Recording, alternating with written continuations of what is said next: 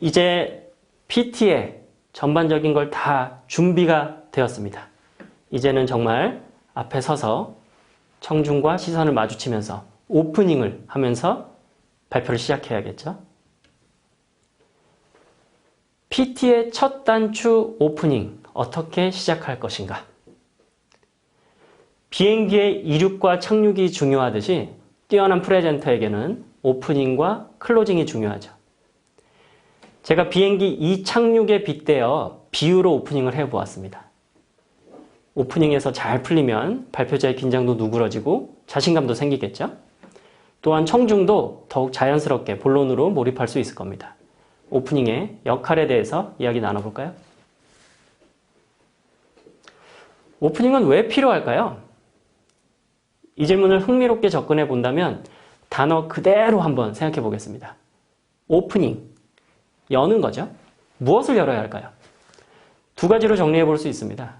청중의 마음 그리고 본론입니다. 우선 청중의 마음을 열게 되면 몰입도를 높이고 발표자 또한 더욱 자연스러워지고 자신감이 생길 겁니다. 또한 본론으로 가는 길을 열어주면 핵심 내용에 쉽게 도달하고 이해도도 높아질 수 있죠. 이 두 가지를 모두 열어야 균형 잡힌 오프닝이라 할 수 있습니다. 오프닝의 기법은 정말 다양합니다. 그래서 창의적으로 시도해 볼 수 있는 가능성도 많죠. 하나 실례를 보여드리는 게 낫겠네요. 제가 실제 발표를 할 때 활용했던 예인데요. 제가 어느 고객사에 PT를 할 때입니다. 시간은 오후 2시, 저희 순서는 3팀 중 3번째. 저는 전날 생각했죠. 심사위원들이 오후 2시면 나른하고 졸릴 텐데 또 제가 세 번째 팀이니 3팀 중 3번째 팀이니 집중도도 떨어지고 식상하게 들리고 어쩌지?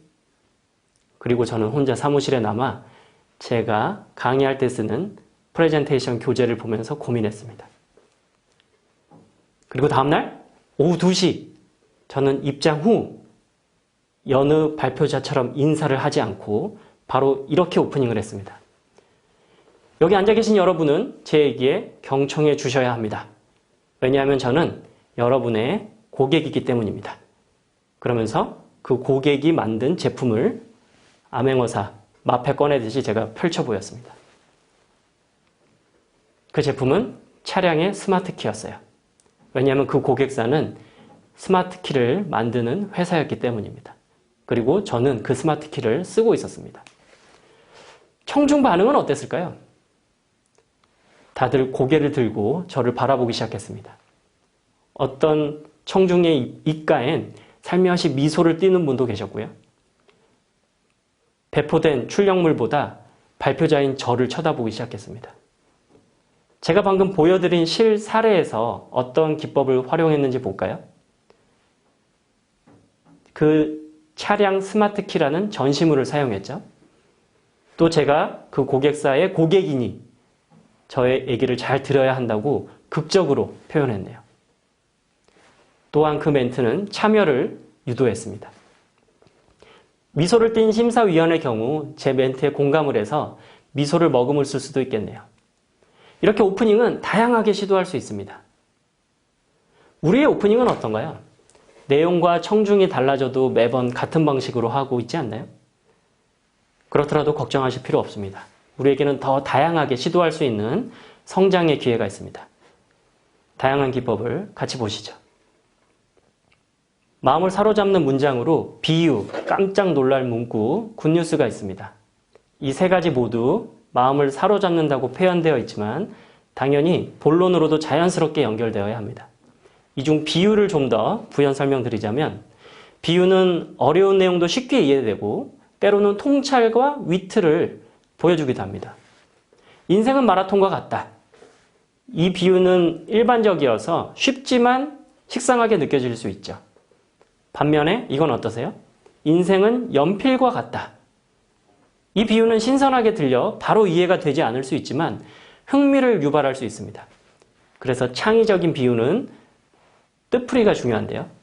가령 인생은 연필과 같습니다. 왜냐하면 연필이 많은 기록을 남기듯 우리 인생도 흔적을 남기기 때문입니다. 이러면서 이야기를 전개해 나갈 수 있죠. 우리의 발표 역시 비유적으로 한번 표현해 볼까요? PT는 연필과도 같습니다. 연필은 쓰던 걸 멈추고 잠시 깎아야 할 때가 있듯이 PT 또한 하던 방식을 잠시 멈추고 새롭게 가다듬어야 할 때가 있으니까요. 오늘 이 시간이 바로 그런 시간이 되겠죠. 다른 기법도 한번 볼까요? 아마 오프닝 중 가장 많이 쓰이는 기법 중 하나가 질문일 겁니다. 질문 기법을 활용할 때 주의할 점이 있습니다. 첫째, 질문을 던졌으면 잠시 기다려 주셔야 합니다. 아무 대답도 하지 않을까봐 혹은 다음 멘트 하기에 바빠 질문을 던지고 급하게 바로 이어나가는 모습을 현장에서 종종 보게 됩니다. 질문을 던지고 청중과 아이 컨택 하면서 잠시 기다리시면 훨씬 여유 있어 보이고 안정감을 줍니다. 둘째, 질문 이후에 경우의 수를 준비하셔야 됩니다. 질문을 던지면 양갈래길에 서 있는 셈이죠. 누군가 답을 하거나 아무 반응도 없거나 대답을 있으면 답에 맞게 순발력을 발휘해서 이야기를 풀어나가면 되고요. 아무도 대답을 하지 않으면 어떻게 하시나요? 제가 권해드리는 방식은 자연스럽게 다음 멘트를 이어가는 방법입니다. 이때 답을 듣고자 청중 누군가를 이렇게 지목하면서 답을 얻는 모습은 권하지 않습니다. 청중에게 지목당할 것 같은 긴장감을 불러일으키고 청중은 시선을 떨구기 마련이니까요. 다음은 이야기입니다. 이야기를 좋아하는 건 인간의 본능에 가깝죠. 영화, 드라마, 소설이 그 증거겠죠. 그래서 경험이나 사건을 PT에 적절히 활용하면 생동감과 몰입감을 높일 수 있습니다. 그런데 두 가지 유의할 점이 있어요. 첫 번째, 생동감 있게 표현해야 됩니다. 적어도 목소리의 강약, 고저, 완급으로 생동감을 불러일으켜야 합니다. 또한 표정도 적절하게 드러나면 좋죠. 질문 못지않게 이야기를 활용하는 발표자를 많이 볼 수 있는데 생동감 있게 표현하는 분은 많지 않습니다. 그리고 가급적 시간은 짧아야 합니다. 이야기를 하다 보면 자칫 길어지기 쉽죠. 산 정상에서 일어난 사건으로 바로 들어가면 되는데 등산을 왜 시작하게 됐는지, 가는 초입에 어떤 일이 있었는지 구구절절 이야기할 수 있습니다. 그러다 보면 삼천포로 빠질 수 있죠. 그래서 짧고 굵게 이야기를 전달하는 게 관건입니다. 오프닝의 역할 중 우호적인 분위기와 공감대 형성 기억나시나요? 그래서 칭찬은 매우 요긴하게 쓰입니다. 칭찬 역시 몇 가지 주안점이 있는데요. 우선 칭찬하는 발표자가 진솔해야 합니다. 칭찬하는 데 익숙치 않아서 막 머쓱해한다거나 이렇게 쭈뼛쭈뼛하면 우호적인 분위기와 공감대는 없을 겁니다. 그리고 칭찬에 증거가 있으면 좋습니다. 증거는 구체적일수록 좋습니다. 증거가 있으면 막연하게 좋은 말만 한다고 느껴지지 않거든요. 아첨처럼 들리지 않는 거죠. 실례를 한번 소개해보자면 제 고객사에 발표를 하러 갔는데 입구에 큰 전신 거울이 놓여져 있었습니다. 그래서 발표 오프닝을 이렇게 바꿔서 했어요. 이 사무실 입구에 큰 전신 거울이 있더라고요. 보통 회사에서 볼 수 없는 물건이라 흥미로웠습니다. 그리고 우리 조직은 고객에게 어떻게 보이는지 사전에 준비하는 문화가 있겠다 이런 생각이 들었어요. 준비를 하지 않으면 실패를 준비한다는 말이 있는데요. 반대로 우리는 준비를 성공할 수 있는 잠재력을 느꼈습니다. 그럼 우리는 이 건과 관련해서 무엇을 준비해야 할까요? 이렇게 칭찬 소재를 고객사의 환경에서 찾을 수도 있습니다. 물론 사전조사에서도 찾을 수 있고요. 제가 현장에서 자주 보는 오프닝의 실수를 몇 가지 정리해 보았습니다.